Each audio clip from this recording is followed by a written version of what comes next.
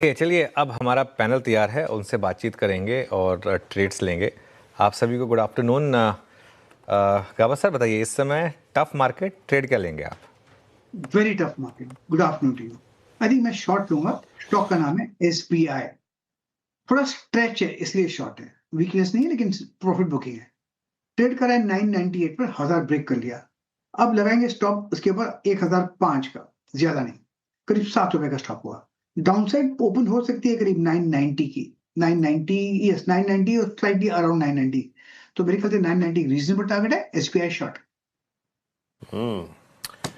SBI short, इसे कहते हैं पहले कॉर में ही मक्खी, है ना। थोड़ा कोई पुल बैक के चांसेस अगर आप निफ्टी बैंक में थे थोड़ा से और कम हो गए। एसबीआई आप शॉर्ट कह रहे हैं 998 पर। सचिन जी गुड आफ्टरनून, आपका ट्रेड क्या रहेगा? Good afternoon Viru ji, good afternoon जी, good afternoon to all the panellist. Contra bet होगा एचडीएफसी बैंक पे, मुझे लग रहा है खरीदारी करनी चाहिए। रीजन बीइंग इसका जो वीकली स्ट्रक्चर है, I think 50 week exponential moving average support काफी समय के बाद यहाँ पर रिविजिट हुआ है एंड उसी के नजदीक आके एक पॉजिटिव डाइवर्जेंस 60 मिनट्स चार्ट पे एग्जिबिट है। तो मुझे लग रहा है हो सकता है कि अगले कुछ दिनों के लिए यहाँ पर एक अच्छा पुल बैक बने। ट्रेडिंग मोमेंटम के लिहाज से मुझे लग रहा है 960 का लेवल काफी इंपॉर्टेंट होगा। जैसे ये लेवल निकल जाता है तो 985 88 तक की रैली बन सकती है। तो यहाँ पर एचडीएफसी बैंक के फ्यूचर्स में खरीदारी करने की सलाह होगी। पहला टारगेट होगा अराउंड 960 का, सेकंड टारगेट होगा अराउंड 988 का। स्टॉप लॉस आपको यहाँ से काफी छोटा लगाना है ऑन क्लोजिंग बेसिस 946 के आसपास। ये weekly 50 exponential moving average support काफी अहम है। इसके नीचे अगर क्लोजिंग हो जाती है तो डेफिनेटली और बड़ी डाउन साइड ओपन होगी, बट जिसके चांसेस मुझे लग रहा है फिलहाल अभी काफी कम है। एक अच्छे रिवाइवल बेस पे है तो यहाँ पर खरीदारी करने के मौका है एचडीएफसी बैंक में। ओके, एचडीएफसी बैंक पसंद आ रहा है सचिन जी को, तो यहाँ पर खरीदारी का मौका बता रहे हैं। 949 के लेवल पर आप खरीदारी कर सकते हैं। कविता जी गुड आफ्टरनून, बताइए मैम आपकी पिक क्या होगी इस वक्त की? Very good afternoon everyone. Well मेरा भी कॉन्ट्रा बेट होगा। लाइक निफ्टी खड़ा है अपने बहुत ही क्रूशियल लेवल 50 EMA के पास, जहां से पिछले 4 बार इसने एक सपोर्ट लेते हुए देखा है। ऑल्दो अभी एज ऑफ नाउ काउंटर्स बहुत वीक हैं, बट इन्हीं काउंटर्स में आज इंडस टावर अपनी पोजीशनिंग बनाए हुए हैं। मुझे लगता है यहाँ फर्दर मूव एक्सटेंड होते हुए देख सकता है। 434 के लेवल पर एज ऑफ नाउ है। For the price move of 445 450 के प्राइस टारगेट के लिए इंडस टावर पर एक बाय ट्रेड ले सकते हैं। स्टॉप लॉस मेंटेन करें 430 का। ओके, इंडस टावर इस पर आप ट्रेड ले सकते हैं। Somil good afternoon. सोमिल आपकी trade? Good afternoon to everyone. मेरी ट्रेड होगी डेविस लैब पर, और यहाँ पर 2 दिन पहले एक अच्छा ब्रेकआउट मिला था फ्रॉम अ कंसोलिडेशन। एक एक एक्सपेंडिंग इन ट्रायंगल पैटर्न का ब्रेकआउट भी ऊपर की तरफ हुआ है। 20-40 डेली मूविंग एवरेज के ऊपर चल रहा है। आज थोड़ा सा फ्लैट है, लेकिन मुझे लगता है कि ये जो लास्ट 2 दिन में थोड़ी सी गिरावट देखने मिली है, this is a buying opportunity.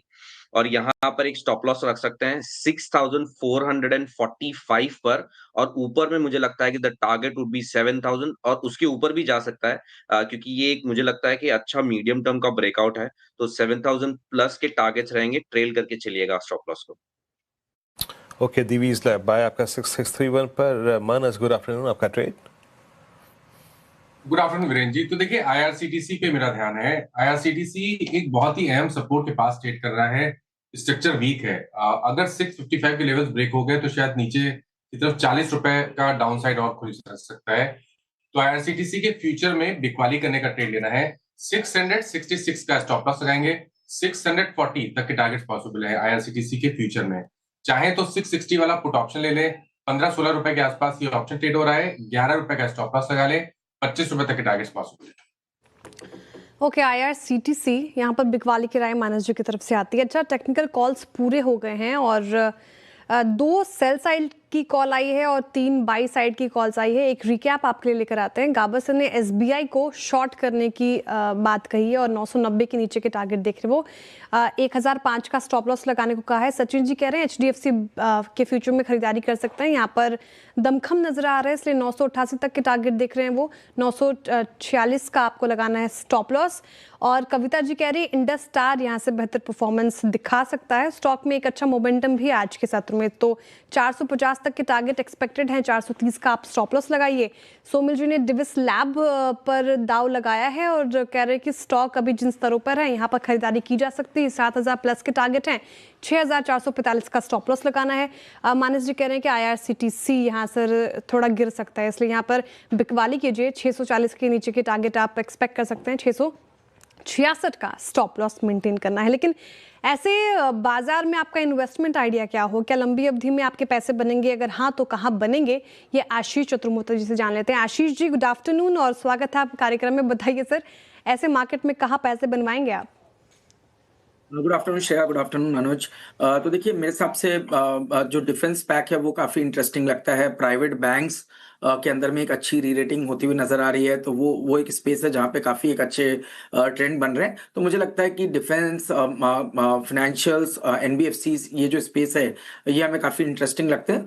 अगर से मुझे एक बेट जो अभी इंटरेस्टिंग लगती है पूरे डिफेंस बास्केट में, वो लगता है भारत इलेक्ट्रॉनिक्स लिमिटेड का स्टॉक, क्योंकि ये एक ऐसी कंपनी है जहाँ पर पे आप ऑर्डर बुक देखेंगे तो ऑलमोस्ट 71,000 करोड़ की ऑर्डर बुक है, जो कि 3.5 टाइम रेवेन्यू विजिबिलिटी इंडिकेट कर रही है टॉप लाइन के सामने। और मोटा मोटी ये साल हमें लगता है कि जिस तरह से कई ऑर्डर्स आने की उम्मीद है, उसको देखते हुए लगता है कि करीब करीब 50,000 करोड़ की ऑर्डर बुक इस साल कंपनी के अंदर में इंक्रीमेंटली ऑर्डर आते हुए देखने को नजर आएंगे, जिसकी वजह से रेवेन्यू विजिबिलिटी और स्ट्रांग होती हुई नजर आएगी। और मार्जिन में बहुत अच्छा एक इंप्रूवमेंट है, जहां कंपनी 25-26% की मार्जिन बनाती थी, इस साल 30% की ऑपरेटिंग मार्जिन हमें देखने को नजर आई है। तो ऑल इन ऑल मुझे लगता है कि BEL एक बहुत ही इंटरेस्टिंग बेट हो सकता है with in defence basket. Technically आप देखेंगे तो स्टॉक अपने सभी मूविंग एवरेजेस के ऊपर ट्रेड कर रहा है और 400 रुपए पे बहुत बढ़िया बेस ये स्टॉक बना चुका है। ये बेस अगर से स्टॉक होल्ड करता है तो मैं समझता हूं 470-480 तक की potential upside Bharat electronics limited के स्टॉक में देखने को नजर आ सकती है मीडियम टर्म पे।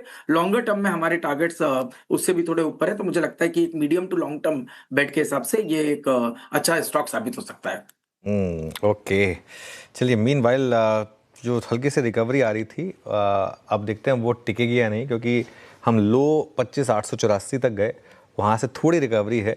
सेंसेक्स की वीकली एक्सपायरी है आज, तो हो सकता है कि टुवर्ड्स द एंड मार्केट में अगर सब शॉर्ट साइड पर आ गए हैं तो थोड़ी सी रिकवरी आ जाए, इसकी पॉसिबिलिटी शायद हो।